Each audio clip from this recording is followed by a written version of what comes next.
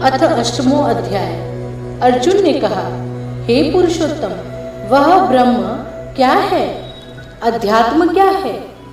कर्म क्या है? अभिभूत नाम से क्या कहा गया है? और अधिदेव किसको कहते हैं?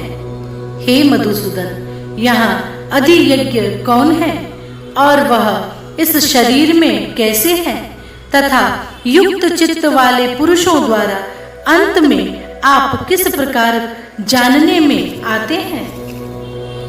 श्री भगवान ने कहा, परम अक्षर ब्रह्म है। अपना स्वरूप अर्थात जीवात्मा अध्यात्म नाम से कहा जाता है तथा भूतों के भाव को उत्पन्न करने वाला जो त्याग है वह कर्म नाम से कहा गया है। उत्पत्ति विनाश धर्म वाले सब पदार्थ अधिभूत है। हिरण्यमय पुरुष अधिदेव है।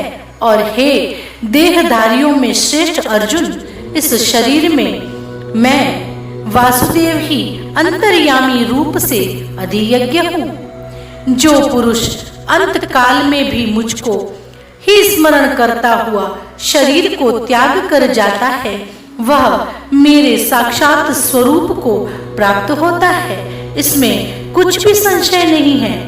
हे कुंती पुत्र अर्जुन, यह मनुष्य अंत काल में जिस जिस भाव को स्मरण करता हुआ शरीर का त्याग करता है उसको ही प्राप्त होता है, क्योंकि वह सदा उसी भाव से भावित रहा है। इसलिए हे अर्जुन, तू सब समय में निरंतर मेरा स्मरण कर और युद्ध भी कर। इस प्रकार मुझ में अर्पण किए हुए मन बुद्धि से युक्त होकर तू निसंदेह मुझको ही प्राप्त होगा। हे पार्थ, यह नियम है कि परमेश्वर के ध्यान के अभ्यास रूप योग से युक्त दूसरी ओर न जाने वाले चित्त से निरंतर चिंतन करता हुआ मनुष्य परम प्रकाश रूप दिव्य पुरुष को अर्थात परमेश्वर को ही प्राप्त होता है।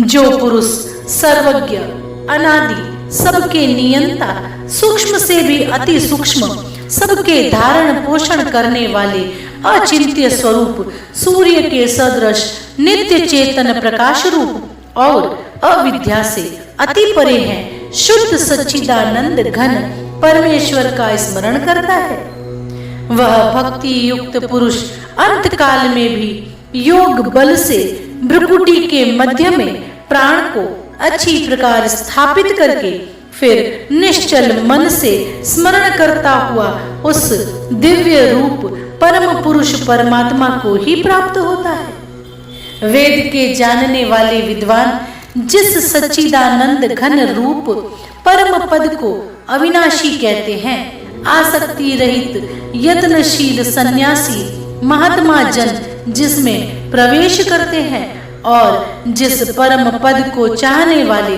ब्रह्मचारी लोग ब्रह्मचर्य का आचरण करते हैं, उस परम पद को मैं तेरे लिए संक्षेप से कहूंगा।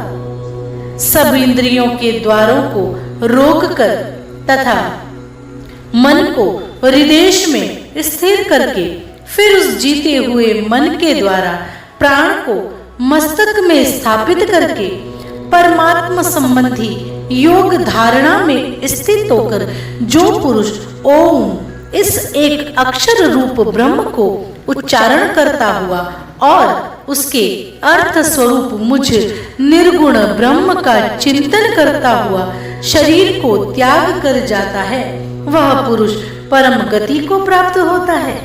हे अर्जुन, जो पुरुष मुझ में अनन्य चित्त होकर सदा ही निरंतर मुझ पुरुषोत्तम को स्मरण करता है, उस नित्य निरंतर मुझ में युक्त हुए योगी के लिए मैं सुलभ हूँ, अर्थात उसे सहज ही प्राप्त हो जाता हूँ। परम सिद्धि को प्राप्त महात्मा जन मुझको प्राप्त होकर दुखों के घर एवं क्षण भंगुर पुनर्जन्म को नहीं प्राप्त होते। हे अर्जुन, ब्रह्मलोक पर्यंत सब लोग पुनरावर्ती है, परंतु हे कुंती पुत्र, मुझको प्राप्त होकर पुनर्जन्म नहीं होता, क्योंकि मैं कालातीत हूँ और ये सब ब्रह्मादि के लोक काल के द्वारा सीमित होने से अनित्य है। ब्रह्मा का जो एक दिन है उसको 1000 चतुर्युग युगी तक की अवधि वाला और रात्रि भी 1000 चतुर्युगी तक की अवधि वाली जो पुरुष तत्व से जानते हैं, वे योगी जन काल के तत्व को जानने वाले हैं। संपूर्ण चराचर भूतगण ब्रह्मा के दिन के प्रवेश काल में अव्यक्त से अर्थात ब्रह्मा के सूक्ष्म शरीर से उत्पन्न होते हैं और ब्रह्मा की रात्रि के प्रवेश काल में उस अव्यक्त नामक ब्रह्मा के सूक्ष्म शरीर में ही लीन हो जाते हैं। हे पार्थ, वही यह भूत समुदाय उत्पन्न होकर प्रकृति के वश में हुआ रात्रि के प्रवेश काल में लीन होता है और दिन के प्रवेश काल में फिर उत्पन्न होता है। उस अव्यक्त से भी अति परे दूसरा अर्थात विलक्षण जो सनातन अव्यक्त भाव है, वह परम दिव्य पुरुष सब भूतों के नष्ट होने पर भी नष्ट नहीं होता। जो अव्यक्त अक्षर इस नाम से कहा गया है, उसी अक्षर नामक अव्यक्त भाव को परम गति कहते हैं तथा जिस सनातन अव्यक्त भाव को प्राप्त होकर मनुष्य वापस नहीं आते, वह मेरा परम धाम है। हे पार्थ, जिस परमात्मा के अंतर्गत सर्वभूत है और जिस सच्चिदानंद घन परमात्मा से यह समस्त जगत परिपूर्ण है, वह सनातन अव्यक्त परम पुरुष तो अनन्य भक्ति से ही प्राप्त होने योग्य है। हे अर्जुन, जिस काल में शरीर त्याग कर गए हुए योगी जन तो वापस न लौटने वाली गति को और जिस काल में गए हुए वापस लौटने वाली गति को ही प्राप्त होते हैं, उस काल को अर्थात दोनों मार्गों को कहूंगा।